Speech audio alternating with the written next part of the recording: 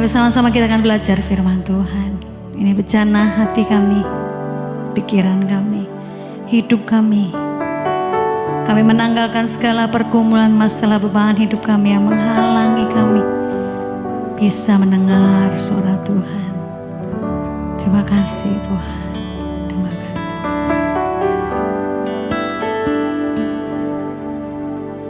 Tuhan, Kau sungguh besar, karyamu sungguh ajaib, tiada hentinya ku mengagumi, sungguh Kau ajaib. Nyanyikan lagi. Tuhan, Kau sungguh besar, karyamu sungguh ajaib, tiada hentinya ku mengagumi, sungguh Kau ajaib. Ku mau selalu bersyukur kepadamu, anugerah besar bagi kami.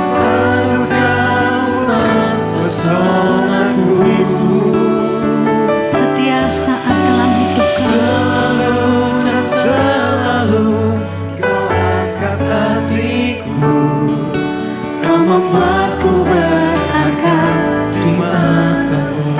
yang merasa berharga bagi Tuhan, tepuk tangan paling panjang. Haleluya. Tuhan, Kau sungguh besar, karyamu sungguh ajaib, tiada hentinya ku mengagumi, sungguh Kau ajaib. Tuhan, Kau sungguh Besar, amin, amin. Karyamu sungguh ajaib, tiada hentinya ku mengagumi, sungguh Kau ajaib. ku mau selalu bersyukur kepadamu, Tuhan. Anugerah-Mu mempesonaku, selalu dan selalu Kau angkat hatiku, Kau membuatku berharga di mata. Kami bersyukur, ku mau selalu bersyukur kepadamu. Anugerah-Mu Tuhan, Anugerah-Mu mempesonaku, selalu dan selalu Kau angkat hatiku, Kau membuatku berharga di mata-Mu. Kita bangkit berdiri bersama, percaya serukan. Ku mau selalu bersyukur kepadamu. Anugerah-Mu mempesonaku, selalu dan selalu Kau angkat hatiku, Kau membuatku berharga di mata-Mu. Ku mau selalu bersyukur kepadamu, Tuhan. Anugerah-Mu mempesonaku, selalu dan selalu Kau angkat hatiku, Kau membuatku berharga di mata-Mu.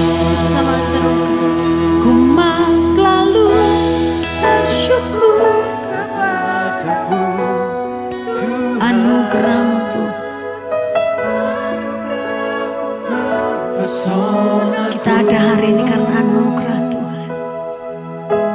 Kita bernafas hari ini karena anugerah Tuhan. Kau angkat hatiku, Kau membuatku berharga di matamu. Ku mau Selalu bersyukur kepadamu Tuhan. Anugerah-Mu mempesonaku. Selalu dan selalu Kau angkat hatiku, Kau membuatku berharga di matamu. Sekali lagi, ku mau selalu bersyukur kepadamu Tuhan. Anugerah-Mu mempesonaku. Selalu dan selalu, selalu dan selalu Kau angkat hatiku, Kau membuatku berharga di matamu. Sekali lagi Bapak Ibu katakan, ku mau selalu bersyukur kepadamu Tuhan. Anugerah-Mu mempesonaku. Selalu dan selalu Kau angkat hatiku, Kau membuatku berharga di matamu. Selalu dan selalu, selalu dan selalu Kau angkat hatiku, Kau membuatku berharga di matamu.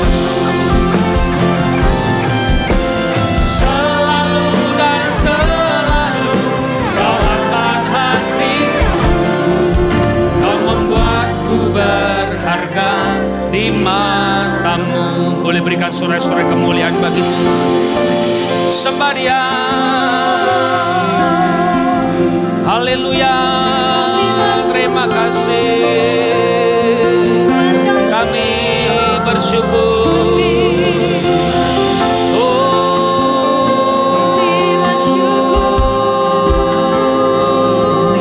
Kami mengucap syukur buat kasih-Mu melimpah dalam kami, melimpah di hidup kami, melimpah di hati kami. Kami bersyukur. Terima kasih, terima kasih, terima kasih, terima kasih. Kami punya Tuhan yang selalu dan selalu dan selalu menolong hidup kami. Kami punya Tuhan yang selalu dan selalu dan selalu ada buat kami. Karena itu tidak ada satu alasan untuk kami tidak mengucap syukur kepada Tuhan. Di dalam keadaan apapun hidup kami, Tuhan selalu ada bagi kami. Terima kasih Tuhan Yesus. Buat berkat-Mu, buat penyertaan-Mu, buat mujizat-Mu, buat teguran-Mu, dan bahkan buat tuntunan-Mu dalam hidup kami. Dan sebentar Tuhan Yesus, kami akan mendengarkan kebenaran firman. Berbicaralah kepada kami, supaya pribadi lepas pribadi di tempat ini mendapatkan rema, mendapatkan satu kebenaran firman Tuhan. Kami terima dengan sukacita, dengan hati yang mengucap syukur. Firman Tuhan akan kami dengar. Berbicaralah, kami siap mendengarnya. Di dalam satu nama Tuhan Yesus, kami sudah berdoa. Sama-sama kita boleh berkata. Sebelum duduk tetap berdiri saudara, kita akan membacakan Mega Project di hari Jumat. Boleh ditampilkan.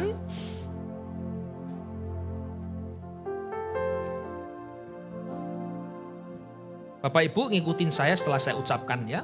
Mega Project karakter Kristus hari Jumat. Setia, bersyukur, penundukan diri, ketulusan, setia, bersyukur, penundukan diri, dan ketulusan. Beri tepuk tangan bagi Tuhan.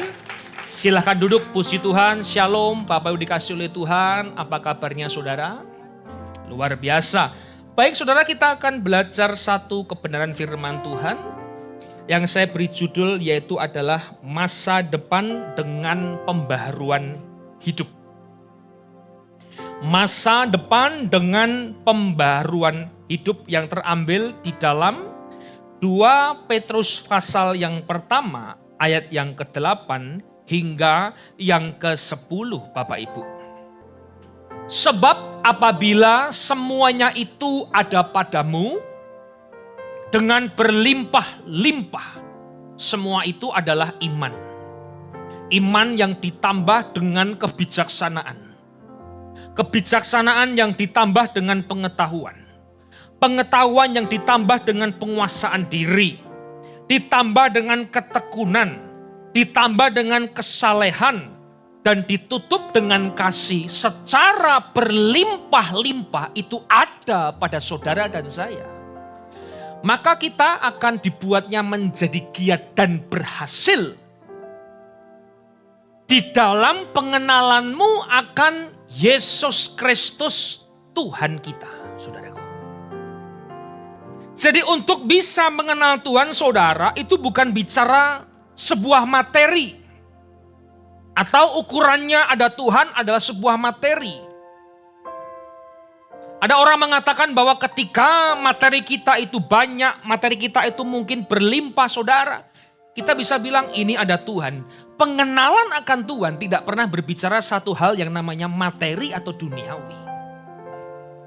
Kalau bicara materi saudara, boleh ekstrimnya saya bilang, tidak usah Tuhan pun bisa juga. Allah lain bisa memberikan sebuah materi. Kalau hanya kesembuhan saja saudara, atau berkat jasmani saja tidak usah Anda ikut Kristen. Ekstrimnya Allah lain pun bisa juga memberikan kita sebuah berkat jasmani. Karena mengenal akan Tuhan saudara, berhasil di dalam pengenalan akan Tuhan itu selalu bicara iman, kebijaksanaan, pengetahuan, dan lain sebagainya. Maka ayat yang ke-9 bilang begini saudara. Tetapi barang siapa tidak memiliki iman, kebijaksanaan, pengendalian diri, pengetahuan, ketekunan, kesalehan dan kasih, ia menjadi buta dan picik. Karena ia lupa bahwa dosa-dosanya yang dahulu telah dihapuskan. Yang saya tahu hanya ada satu Allah yang bisa menghapuskan dosa manusia, namanya Tuhan Yesus Kristus. Tidak ada Allah lain yang dapat menghapus dosa manusia.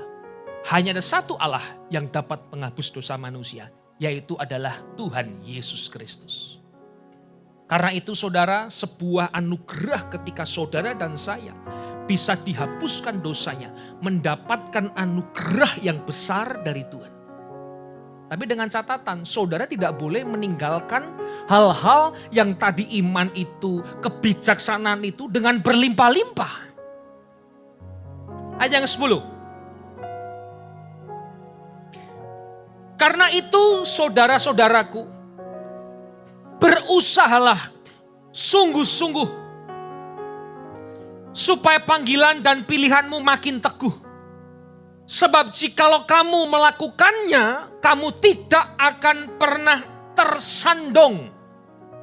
Saudara, di dalam pengenalan kita akan Yesus Kristus, saudara, kita itu harus berusaha dengan sungguh-sungguh. Mengenal Tuhan kita itu harus bicara satu usaha. Itu harus dilakukan dengan sungguh-sungguh. Mengenal Tuhan itu bukan satu hal rutinitas, datang gereja setiap minggu memuji Tuhan, saya kenal Tuhan saudara. Tapi mengenal akan Tuhan itu harus dengan usaha yang sungguh-sungguh. Tidak main-main. Tidak boleh bercanda. Tidak boleh kita itu meremehkan keselamatan yang Tuhan beri. Hidup dalam dosa, tapi ke gereja. Tidak bisa mengampuni orang, tapi di gereja. Menyimpan kepahitan, tapi khotbah.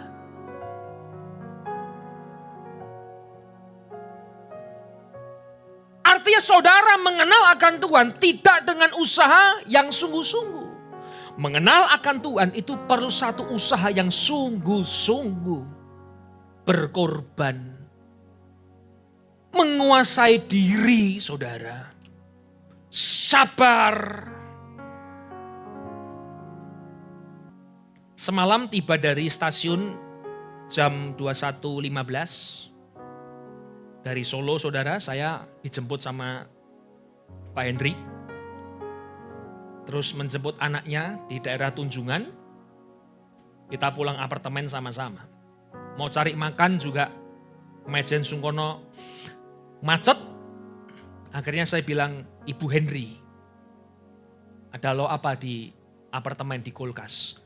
Oh, ada rendang babi. Wah, rendang babi. Ada apa lagi? Biasa. Saya begini bukan mau semua makan, mau ngecek masak nggak Ibu Henry itu. Ada kaki babi. Wah. Saya cuma diem aja. Saya bilang nggak mau loh ya, atau mau saya diem aja. Ibu Henry bilang begini, mau? Ya nggak usah tanya lah. Saya tunggu dari tadi kok. Beliau masak supaya stok buat suaminya supaya nggak kurus juga. Udah sampai di lobi, saya janjian dengan adik saya, Kevin, Keju, karena ada hal lah untuk Pok Chan, barang untuk Pok Chan. Saya bawa dari Solo, saya kasihkan di meja saudara, di situ ada satu bapak-bapak yang marah-marah. Ya, mabuk, marah-marah di apartemen, di lobi, sampai meja dibanting-banting saudara. Di sana ada seperti vas bunga gitu, ada bendera Indonesia, wah diangkat mau dilempar-lempar. Saya diam saja. Nah kebetulan kemarin saya nggak pakai kemeja atau apa, saya pakai jaket hoodie, karena di kereta dingin saudara, saya pakai masker, saya tutup kepala saya gitu. Saya terangkan sama Kevin di meja, tahu-tahu dia bisa marahin saya. Saya nggak kenal, nggak pernah ngeliat dia juga. Tahu-tahu saya dimarahin. Yang pakai masker itu. Saya enggak lihat, saya diam aja. Kayak polisi aja. Dan saya dimaki satu kata bahasa yang paling indah di Surabaya. Depannya J. Tapi jangan diomongkan, enggak boleh. Ini kan masuk YouTube. Depannya J. 6 huruf. Belakangnya K. Tengahnya C. Sudah cukup ya, cukup. Senyum-senyum. Saya dimaki. Saya enggak ngurus dia lah. Orang mabuk gila. Saya bilang, Ju ini mic-nya 2 ya. Ini buat Pok Chan gini. Udah. Anaknya pulang semua itu. Pulang, saya duduk sendirian. Masih ngamuk-ngamuk terus. Orang gila, orang mabuk. Ngapain diurus. Saya buka WA. Pak Henry dari parkiran naik ke lobi. Kita bertemu berdua. Kita duduk dulu. Nyaut lagi. Itu yang 2 orang itu. Wah. Naik aja. Daripada kalian tersangkut-sangkut. Pak Henry lihat saya lihat Pak Henry juga.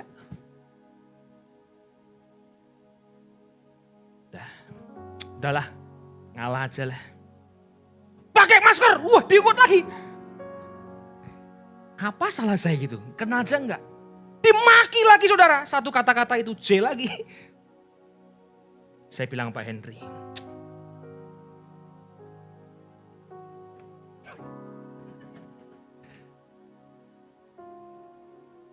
Secara daging saudara, waduh, kepengen bantai.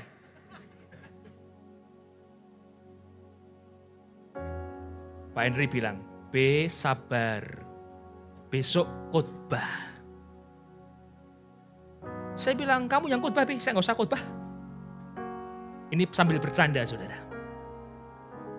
Kami naik ke atas, Udah. Habis kami makan, ingat rendang babi, kaki babi, lupa semua tuh orang gila itu. Makan dengan enak saudara, pulang.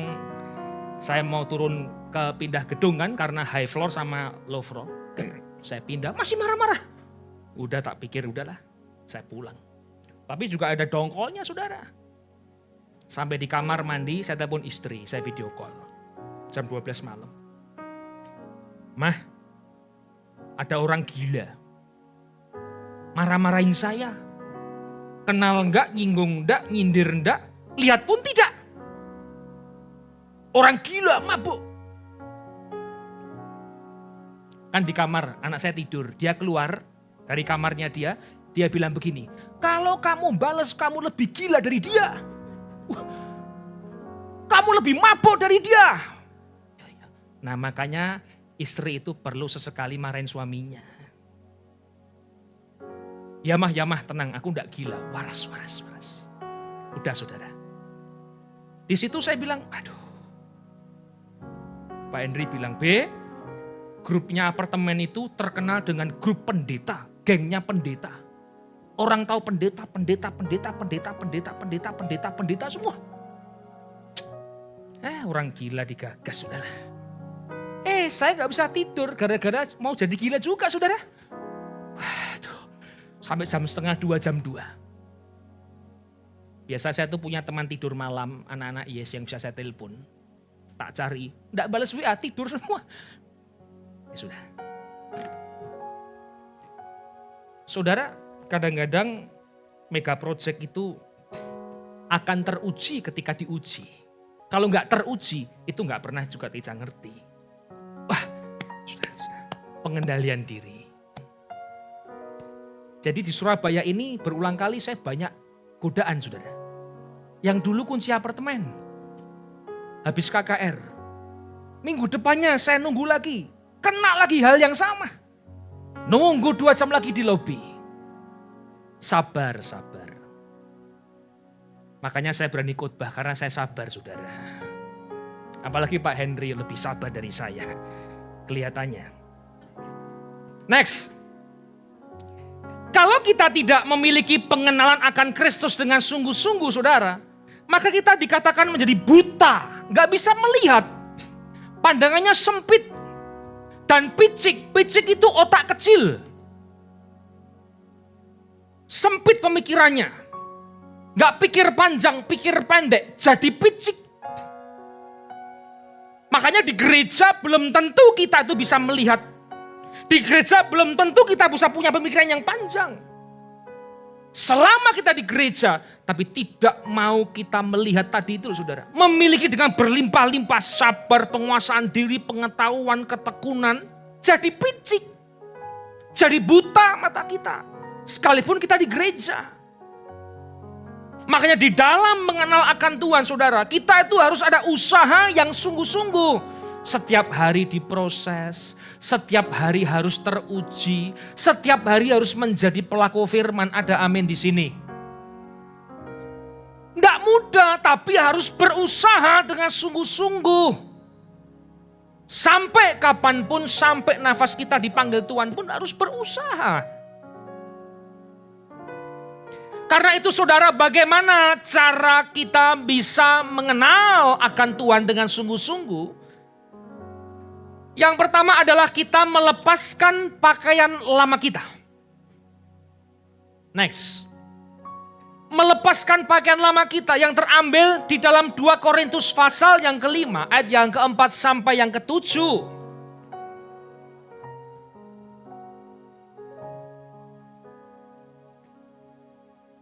Demikian firman Tuhan, sebab selama masih diam di dalam kemah ini, kita mengeluh oleh beratnya tekanan. Karena kita mau mengenakan pakaian yang baru itu tanpa menanggalkan yang lama. Supaya yang fana itu, artinya begini, pakaian lama itu menuju kepada kefanaan. Tapi pakaian yang baru itu menuju kepada hidup. Nah, kita mengeluh oleh beratnya tekanan karena pakaian yang lama tidak mau kita tinggalkan, tapi kita pakai yang lama, kita pakai yang baru. Kenapa kita berkeluh kesah? Karena kita mau mengenakan pakaian yang baru tetapi tidak mau melepaskan pakaian yang lama. Lepaskan pakaian lama kita. Apa itu pakaian lama? Yaitu hidup lama. Iri hati, dosa, egois, atau hal-hal sebelum kita menerima pertobatan itu pakaian lama semua. Dan itu menuju kepada fana. Pakaian baru itu bicara apa? Hidup yang baru. Hidup yang sungguh-sungguh. Ada buah pertobatan dan itu menuju kepada hidup. Nah, permasalahannya saudara ingin mengenakan pakaian baru. Saudara ingin hidup bersama dengan Tuhan. Tapi saudara tidak mau melepaskan hidup lama saudara. Kita rindu nanti ketika Tuhan datang menjemput kita, kita pulang ke rumah kita di sorga. Tapi sebenarnya kita juga rindu masih hidup di dalam dunia yang fana ini. Nah kalau demikian saudara tidak bisa. Akan terjadi yang namanya benturan dalam batin saudara. Makanya berkeluh kesah. Maunya hidup secara hidup yang kekal. Tapi tidak mau melepaskan hidup yang lama. Tidak mau bertobat jadi orang Kristen. Tidak mau sungguh-sungguh jadi orang Kristen. Kalau kita tidak mau melepaskan pakaian lama kita saudara. Maka sampai kapanpun kita tidak bisa mengenakan pakaian baru. Yang terjadi adalah Kristen munafik.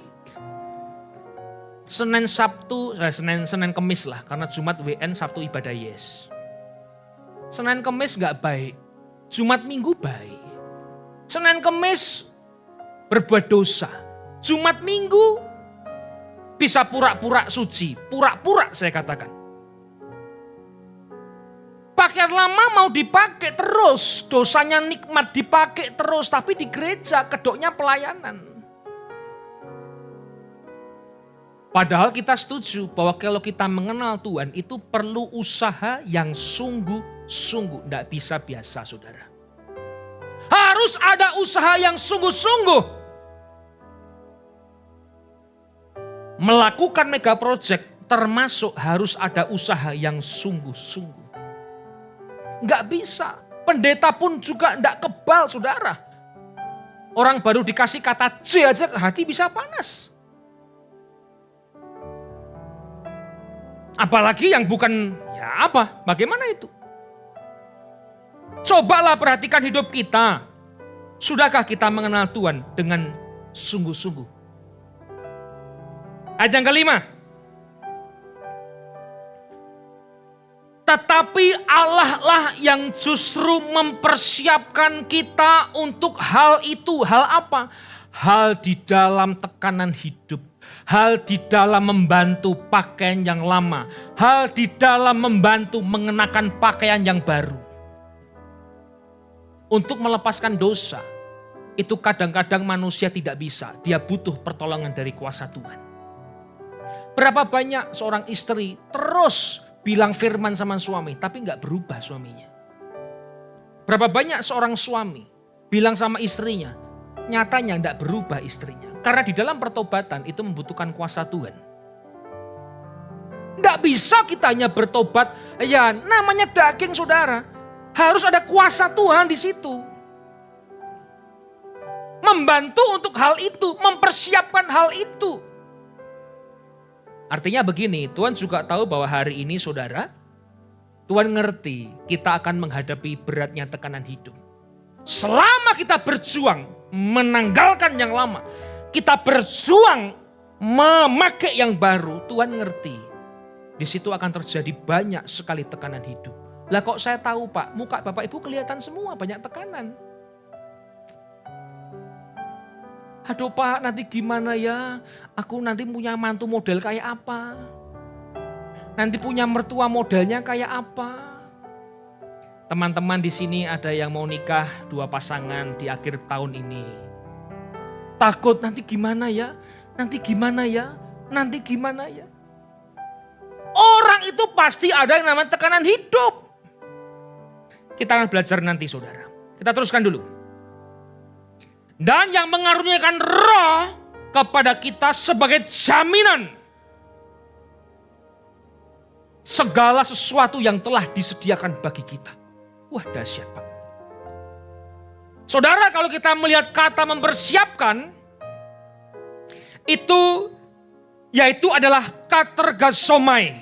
Artinya hidup kita itu dibentuk dan dipersiapkan dengan tangan Tuhan sendiri. Tuhan sedang mempersiapkan kita, Tuhan membentuk hidup kita itu dengan tangan Tuhan sendiri. Maka hari ini bersyukurlah, ternyata hidup Anda dan saya itu dibentuk dengan tangan Tuhan sendiri, saudara.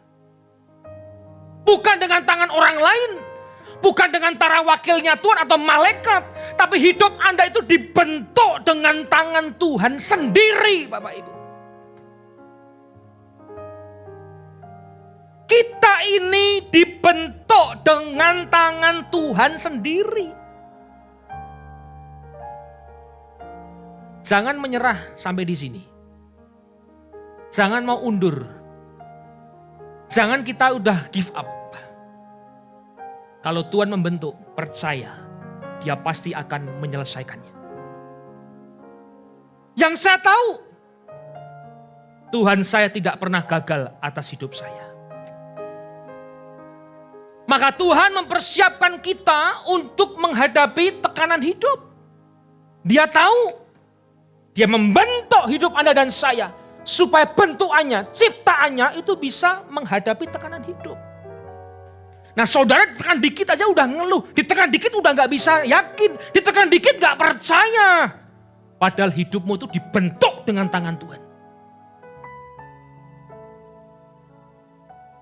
Sadarilah bahwa hidup Anda dan saya ini saudara, itu dibentuk dengan tangannya sendiri. Bukan dengan orang lain, bukan dengan manusia, bukan dengan malaikat. Tapi tangan Tuhan yang membentuk hidup Anda dan saya. Makanya kalau muka gini pas-pas ya udahlah, ini bentukan Tuhan kok. Jangan minder, jangan bilang kurang ganteng, kurang cantik, kurang tinggi, kurang pendek. Oh enggak ada ya. Kurang ini, kurang itu, sudahlah. Kita ini dibentuk dengan tangan Tuhan sendiri. Ya udah, muka kita ya begini. Ya memang ada bentuk-bentuk Korea juga, ya sabarlah saudara. Next.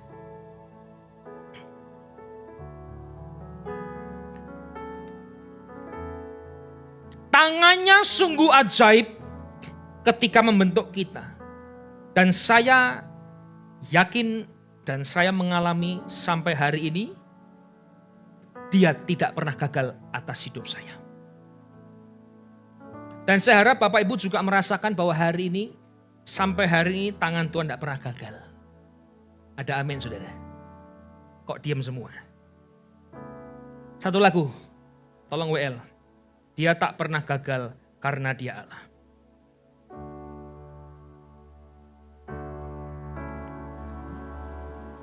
Dia tak pernah gagal karena Dia Allah.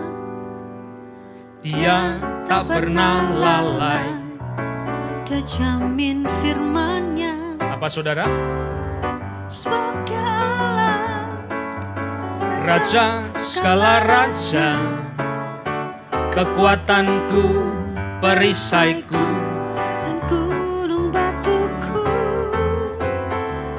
Bersoraklah, puji sembah Dia, Yesusku, Raja mulia, Yesusku, Allah perkasa, Yesusku, Allah pemenang, Yesus Raja. Tidak pernah gagal, yakin itu. Kalau Dia bentuk, tidak pernah gagal. Next, kita pasti mampu menghadapi tekanan hidup. Bukan karena kita kuat, bukan karena kita badannya gede, bukan karena kita terlatih. Tapi karena tangan Tuhan yang membentuk hidup Anda dan saya. Anda dipersiapkan dengan tangannya untuk menghadapi tekanan itu. Makanya kita mampu. kekuatan yang kita miliki, itu pasti akan bisa menghadapi masalah yang akan kita hadapi. Apapun masalahnya, kita bisa menghadapinya. Bukan karena kita kuat, tapi karena kekuatan Tuhan yang menolong hidup kita. Makanya kita bisa mampu.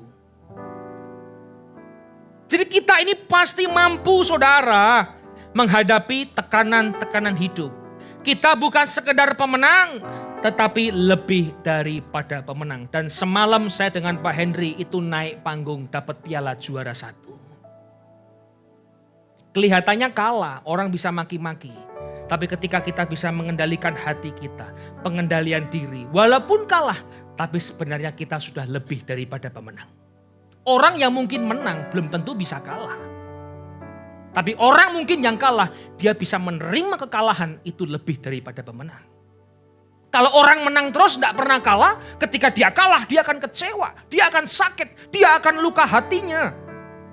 Tapi ketika kita kalah, kita bisa mengendalikan hidup saya, mengendalikan hati saya, mengendalikan emosi saya, mengendalikan kesabaran saya. Walaupun kalah, walaupun dunia melihat pendeta dikasih C, tetap saja saya bilang Pak Henry, Pak, kita lebih daripada pemenang.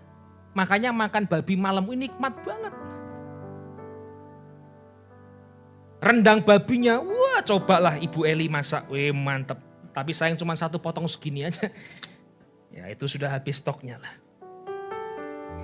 Tuhan tahu kita mampu, hadapi saja Bapak Ibu. Jangan menyerah.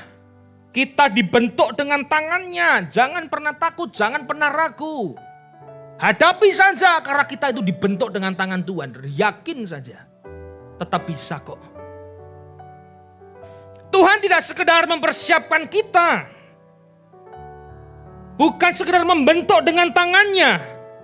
Tapi dia mengaruniakan kepada kita roh sebagai jaminan. Ini dahsyat banget saudara. Udah dibentuk, udah dipersiapkan dengan tangannya, dijamin pula. Pasti. Jaminan itu kan sebuah kepastian. Pasti ada jaminan. Dia mengaruniakan rohnya. Apa artinya? Yohanes 14 ayat 16. Aku akan meminta kepada Bapa dan Ia akan memberikan kepadamu seorang penolong yang lain. Fungsi Roh Kudus menolong, membimbing, menghibur, menuntun kita kepada kebenaran dan kekudusan, menginsafkan dosa kita, menghibur kita yang susah.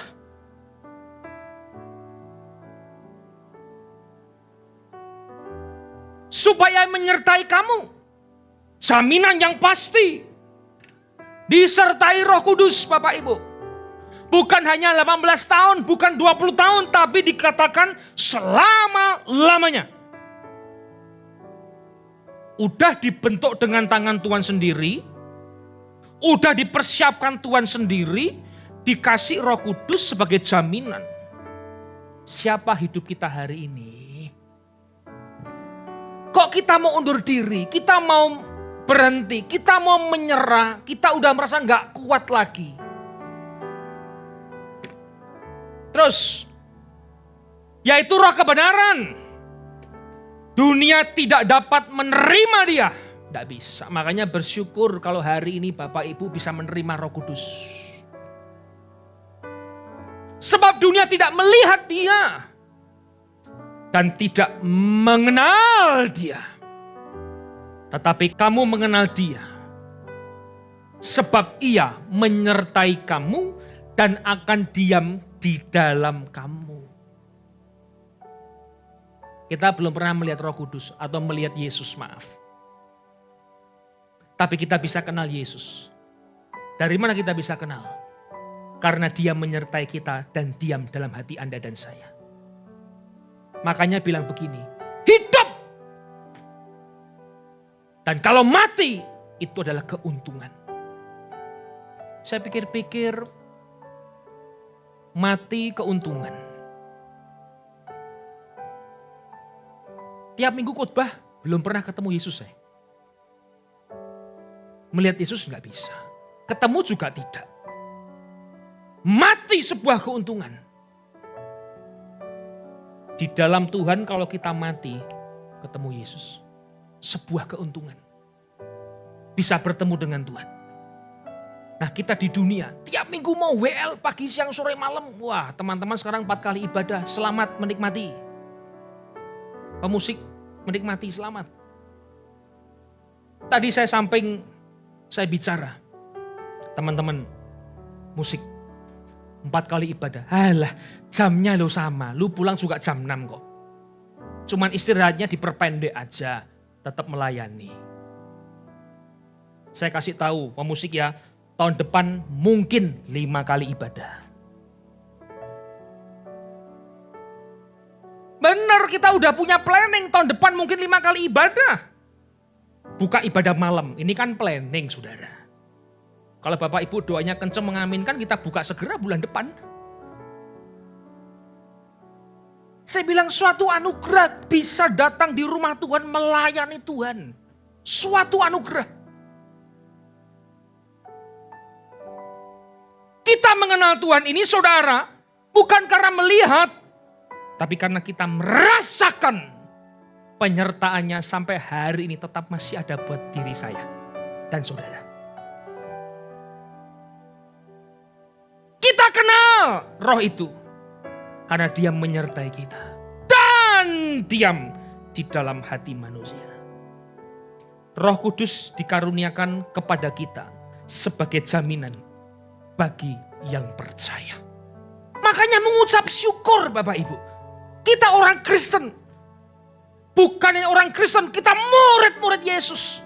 Kita sahabatnya Tuhan. Kita kenal dia. Karena dia menyertai dengan rohnya. Kita kenal dia. Karena dia menyertai bagi yang percaya.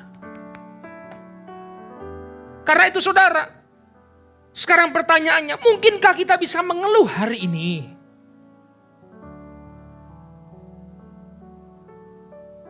Mungkinkah kita bisa mengeluh? Jawabannya mungkin. Ratapan 3, pasal yang ketiga, ayat 38 sampai 39. Bukankah dari mulut yang maha tinggi, keluar apa yang buruk dan apa yang baik? Mengapa orang hidup mengeluh? Biarlah setiap orang mengeluh tentang dosa. Pasti orang punya keluh kesah hidup. Pasti, tidak mungkin tidak. Termasuk hamba Tuhan, termasuk gembala. Banyak keluh kesahnya. Ketemu orang, shalom Pak. Pak saya mau konseling Pak, saya ada masalah hidup Pak. Ya baik. Pulang gereja, Pak saya minta doa Pak, ada begini-begini. Ya yuk ayo ngobrol. Belum di WA Pak, tolong ya Pak, begini-begini.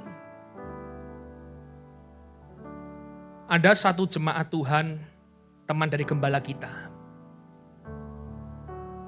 Kalau Bapak Ibu cek di Google, Gereja Best Ciputra World atau Best Church Ciputra World, itu nomornya itu saya dengan Pak Henry sudah setuju dengan Pak Daeng, diberikan nomor saya HP yang satunya.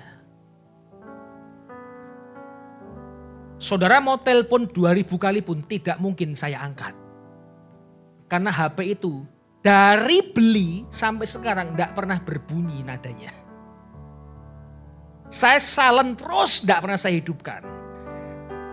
Saya beli nomor itu khusus buat gereja, yang satu khusus buat kerja, yang satu buat pribadi. Nah, tidak tahu kenapa saudara, ketika itu saya juga di kantong begini, saya buka, tidak bergetar, tidak berbunyi, tapi kalau telepon kan hidup lampunya. Tahu ada orang telepon, saya angkat.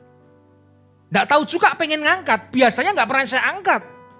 Kalau orang tanya di Google, Shalom ini gereja Best, Shalom gitu. Mau tanya ibadahnya, saya kirim undangannya.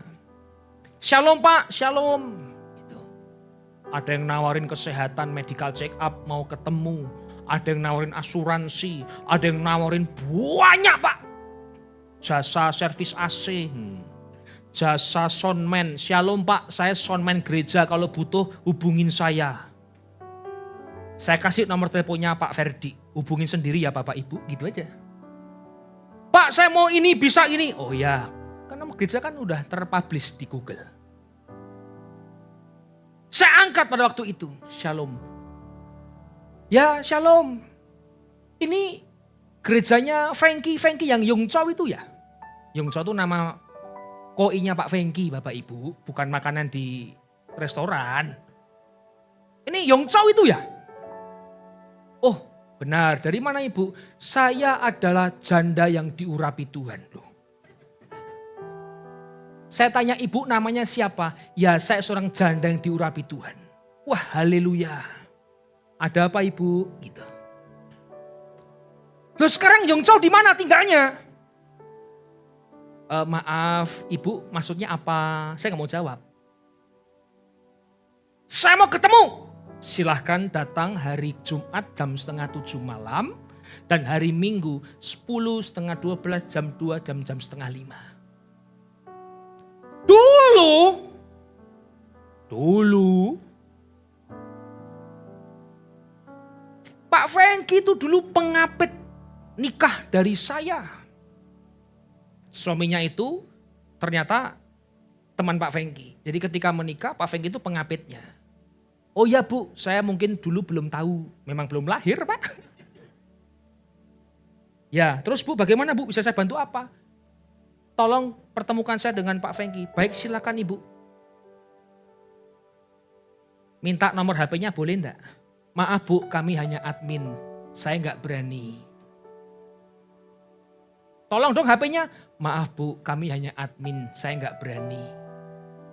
Masa gak tahu HP-nya Pak Fengki? Saya tahu tapi saya gak berani ngasih nomor ke Ibu. Catat nama saya. Nah baru dia keluarkan nama. Nama saya ini. Tinggalnya di sini. Usia saya 70. Ini. Nama Cina saya ini. Suami saya ini. Cece saya ini. Bayangkan. Baik Bu. Saya sampaikan. Saya WA ke Pak Fengki. Pak ini ada jemaat mencari Bapak. Ini. Ada fotonya. Waduh gimana cari fotonya?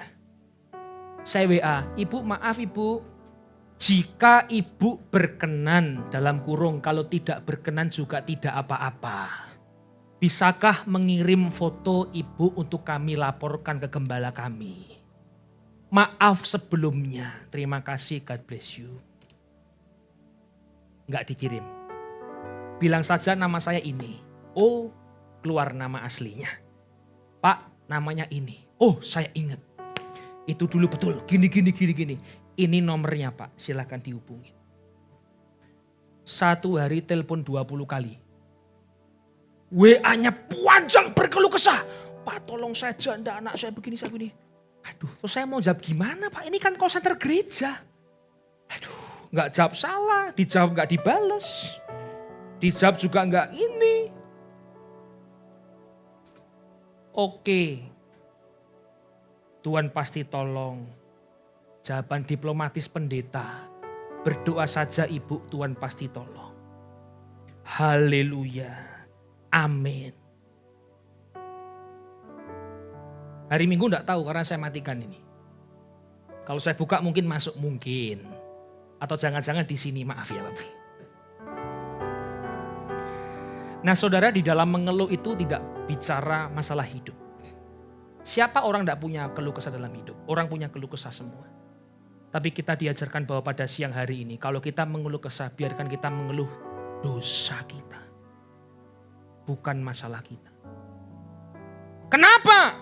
Dosa yang boleh kita keluhkan bukan masalah hidup kita. Bapak Ibu keluh kesah dengan pendeta, pendeta keluh kesah dengan temannya keluh kesah dengan jemaat dengan pendeta, muter keluh kesahnya.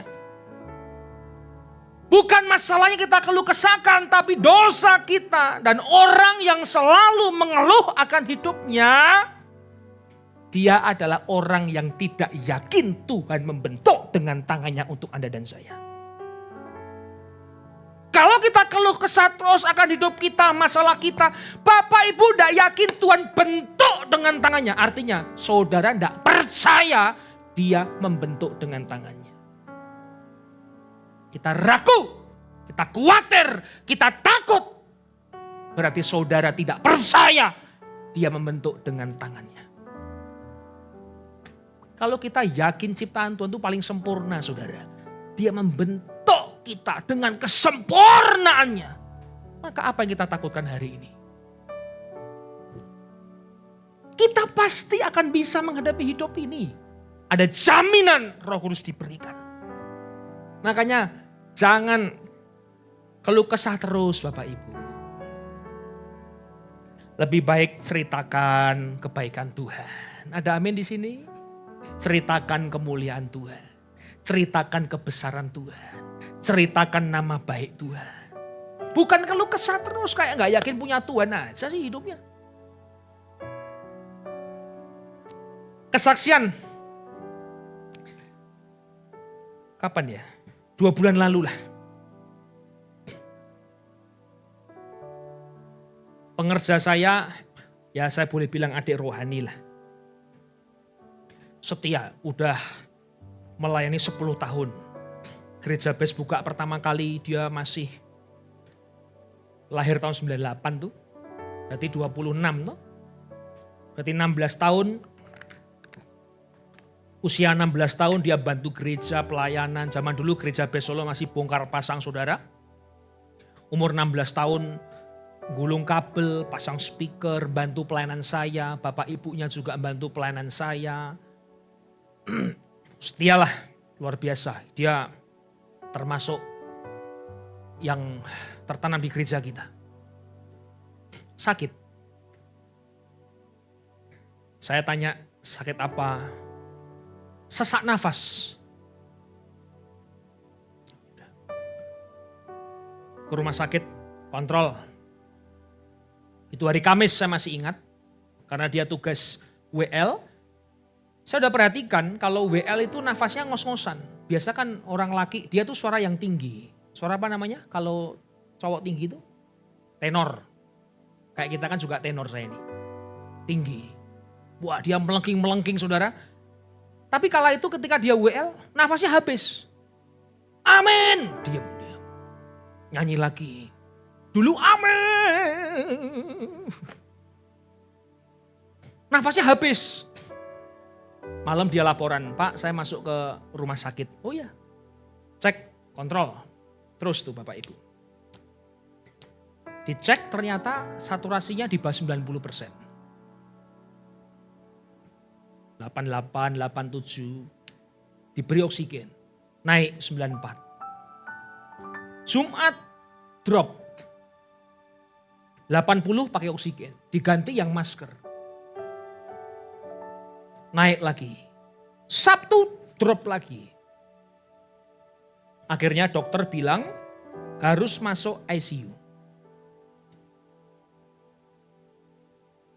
Minggu pagi, saya tugas di Jogja Magelang, minggu pagi dikasih kabar masuk ICU.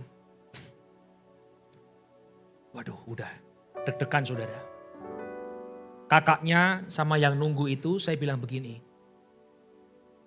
Di ICU itu di belakangnya itu orang tidur gini ya, ini kepalanya di sini saudara. Ini ada jendela.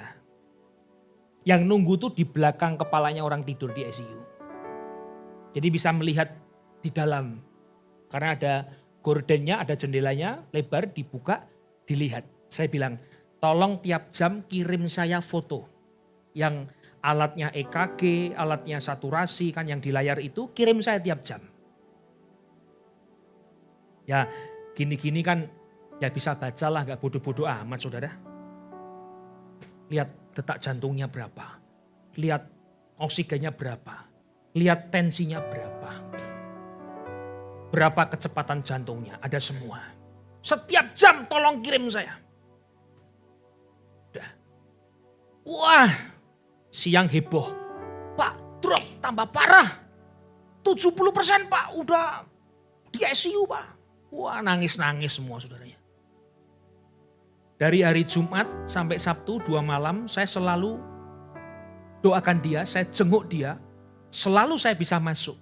Orang bilang begini, hebat banget kok bisa masuk di ruang ICU. Padahal bukan jam besok. Dikira saya punya rumah sakit. Enggak. Tapi saya bilang begini. Kamu jangan meremehkan nama pendeta. Pendeta itu besar kuasanya. Saya masuk di ICU, anaknya, kakaknya perempuan, Sus, maaf Sus, ini ada pendeta mau masuk doa. Loh, pendeta tuh mesti bisa masuk loh saudara. Loh, jangan remehin pendeta. Dibilang gitu, saya harus rapi seperti seorang pendeta. Doakan dia, masuk. Hari Minggu di Magelang malam, ketika saya khotbah, HP saya belum saya airplane mode, tiba-tiba ada notifikasi, ting. Sudah parah Pak, waduh. Hati saya langsung bilang begini, anak ini mati ini. Telepon istri saya, Mah, ketoke adikmu nih Tuhan panggil loh. Hati saya tahu-tahu habis. Karena udah saya anggap adik saya sendiri. Habis tahu tadi saya. Aduh, ya udahlah mau apa Tuhan? Percayalah. Temannya, sahabatnya dia juga di gereja itu. Ya lawan jenis tapi sahabat bukan pacaran. Telepon saya, Pak cepetan pulang, cepetan pulang. Saya dari Magelang itu ya enggak ngebut tapi cepat sampai juga. Saya ke rumah sakit. Saya masuk. Saya lihat dia udah lemas gini. Dokter ketemu saya, gini Pak. Paru-parunya tinggal satu Pak yang berfungsi. Setengahnya udah mati. Infeksi. Saya masuk. Jam 9, setengah 10 malam. Dia belum tidur, dia udah melek gini.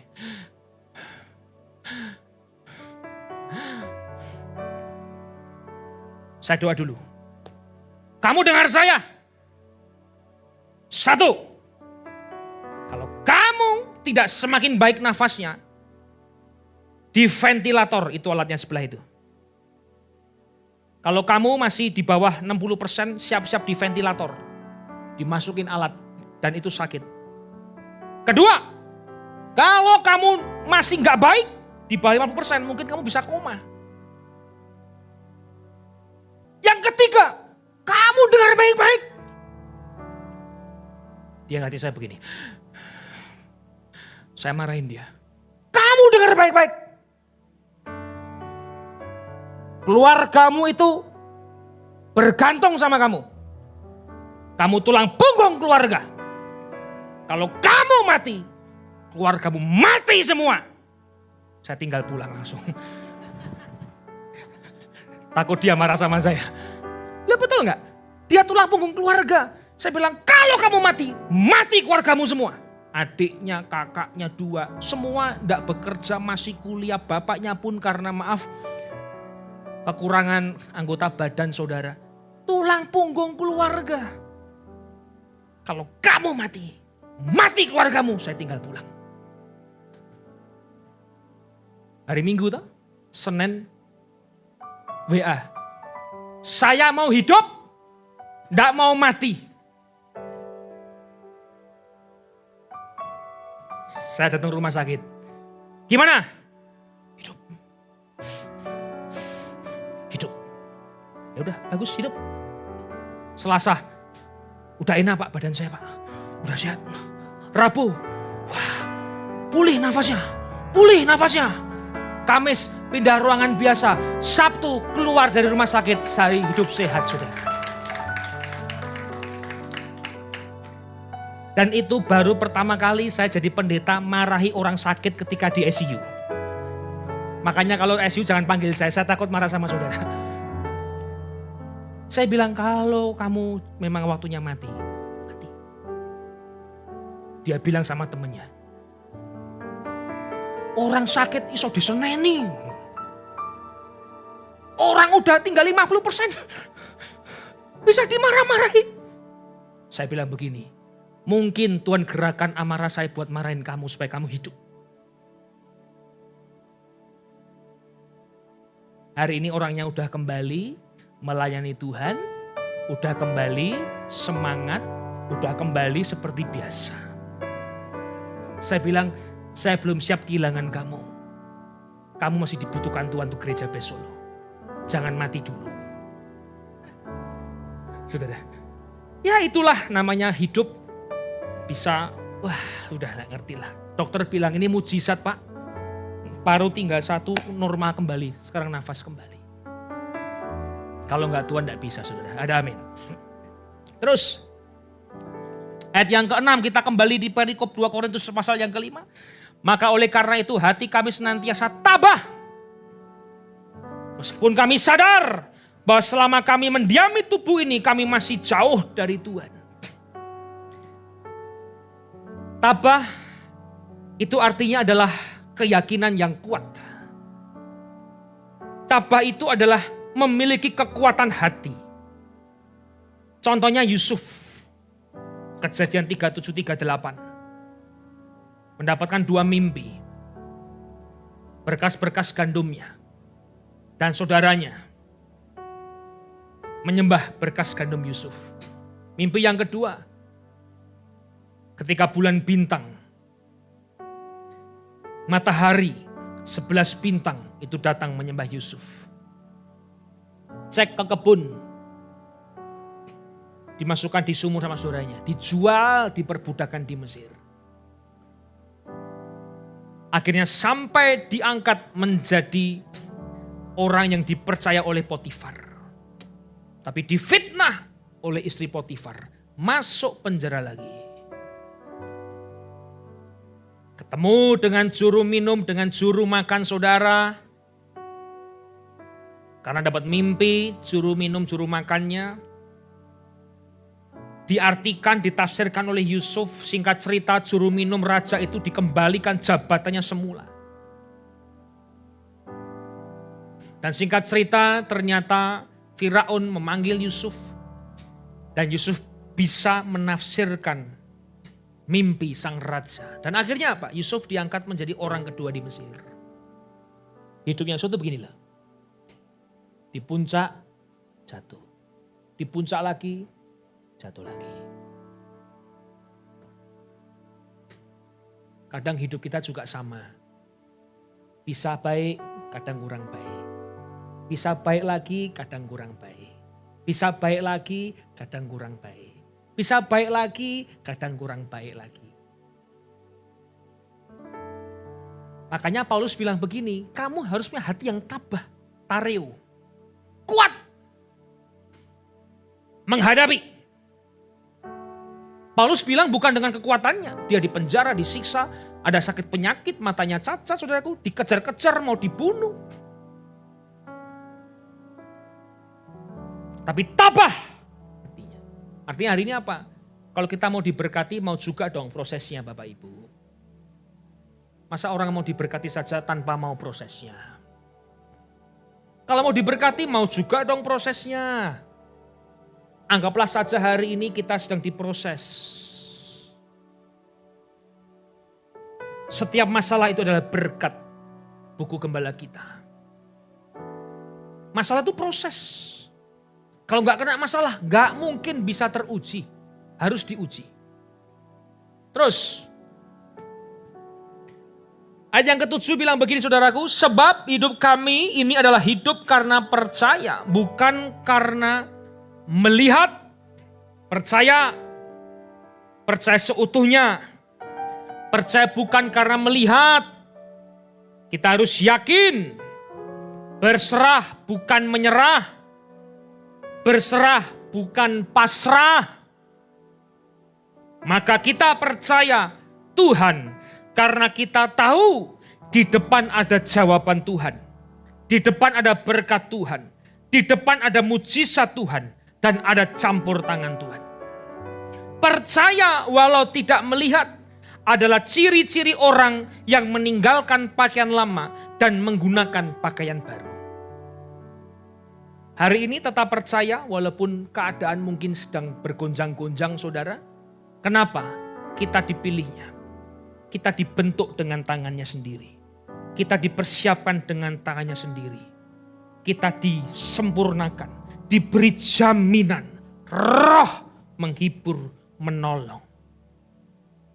Sehingga orang Kristen tidak boleh menyerah.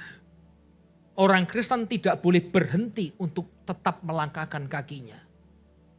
Karena hanya dengan kita melangkahkan kaki kita, itulah kita menuju kepada penyempurnaan jalan Tuhan.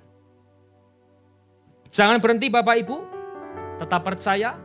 Tugas kita tinggalkan pakaian lama, bertobat, tinggalkan dosa-dosamu, ambil waktu, ambil kesempatan yang baik, bertobat, ambil hal yang baik. Yang saya tahu Tuhan saya tidak pernah gagal dalam hidup saya. Yang saya tahu Tuhan saya itu ada masa depan yang indah bersama dengan Tuhan. Kita bangkit berdiri, Tuhan Yesus memberkati. Mungkin hari ini kita sedang hidup di dalam tekanan hidup. Kita tidak ngerti hari esok, masa depan. Bahkan ketakutanmu tidak bisa menambah satu hasta saja hidupmu. Tapi sore hari ini kita boleh belajar. Ternyata hidup Anda dan saya itu dibentuk dengan tangan Tuhan sendiri. Dibentuk dengan tangan Tuhan sendiri. Bukan dengan malaikat, bukan dengan siapa-siapa. Tapi ternyata hidup Anda dan saya itu dibentuk dengan tangan Yesus sendiri. Siapa kita hari ini? Kita adalah orang-orang yang dipersiapkan, yang dibentuk dengan tangan Tuhan sendiri, Bapak Ibu. Masakah kita hari ini menyerah? Masa kita hari ini sekarang undur diri? Masa kita hari ini kita hidup dalam ketakutan, hidup dalam kecemasan, tidak punya pengharapan, iman kita rontok?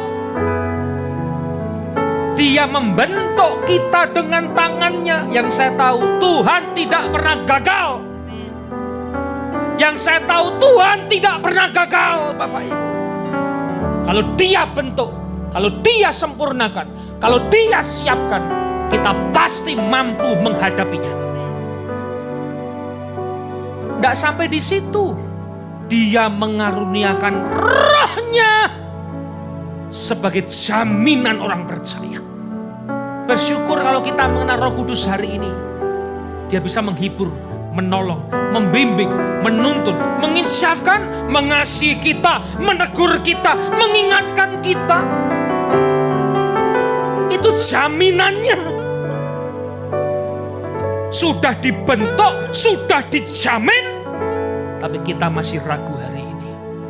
Kita gak percaya hari ini. Kita cemas hari ini. Saudara mesti ingat. Hari ini kita dibentuk dengan tangan sendiri. Dipersiapkan. Diberikan Roh-Nya. Apa yang kita takutkan hari ini? Karena itu milikilah hati yang tabah. Karena kami percaya bukan karena melihat. Karena Tuhan menyertai dan diam di dalam hati kami. Percayalah hari esok penuh dengan berkat Tuhan. Hari esok penuh dengan harapan Tuhan. Hari esok penuh dengan mujizat Tuhan. Hari esok penuh dengan jalan yang sempurna. Yakini rencana Tuhan itu yang sempurna. Katakan, ku tahu rencanamu. Ku tahu rencanamu indah bagiku. Ku tahu kehendakmu baik bagiku. Ku tahu rancanganmu sempurna bagiku.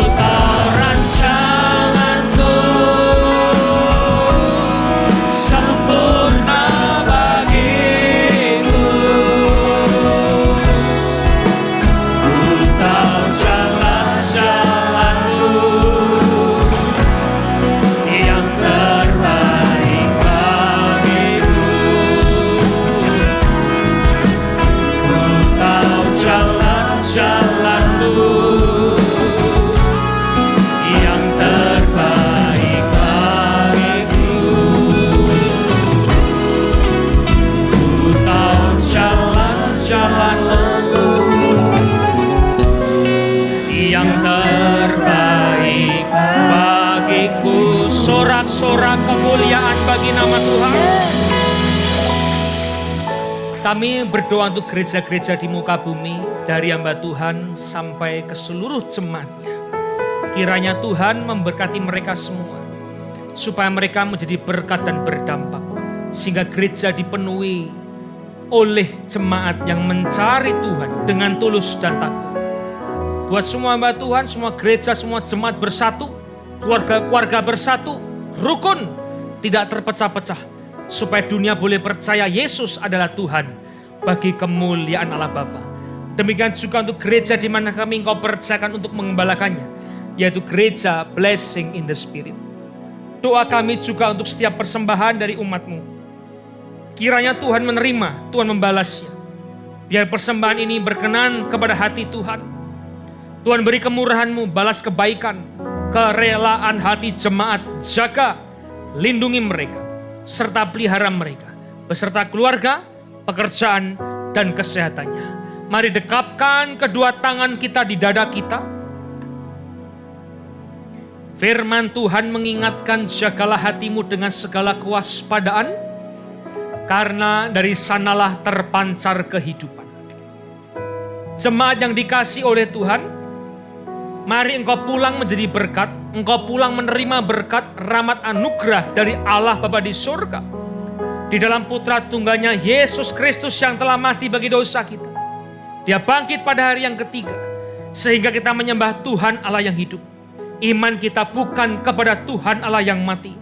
Dia naik ke surga untuk menyediakan rumah bagi kita, sehingga kita punya pengharapan yang pasti. Dan dia akan datang kembali untuk kedua kalinya, menjemput gerejanya, umatnya yang berjaga-jaga, kudus, dewasa, dan bijaksana, serta menghakimi dunia. Di dalam persekutuan dengan rohnya yang kudus, membuat hati kita berkobar-kobar, membuat roh kita menyala-nyala dalam kasih semula. Roh Kudus yang menghibur, menguatkan, memelihara, menginsyafkan, menuntun, dan memimpin kita kepada kebenaran dan kekudusan, serta menjadikan kita saksi Kristus mulai hari ini sampai selama-lamanya. Kita akhiri dengan doa yang diajarkan Yesus kepada kita. Bapa kami yang di surga, dikuduskanlah nama-Mu, datanglah kerajaan-Mu, kehendak-Mu di bumi seperti di surga. Berikanlah kami pada hari ini makan kami secukupnya, dan ampunilah kami kesalahan kami, seperti kami juga mengampuni orang yang salah kepada kami. Dan janganlah membawa kami dalam pencobaan, tapi lepaskanlah kami daripada yang jahat. Karena Engkau yang punya kerajaan dan kuasa dan kemuliaan sampai selama-lamanya. Amin. Dia mengerti semua masalahku. Tuhan telah siapkan yang terbaik bagiku. Ku nantikan indah pada waktunya, karena kasih-Nya yang tiada batasnya. Dia mengerti semua masalahku. Tuhan telah siapkan yang terbaik bagi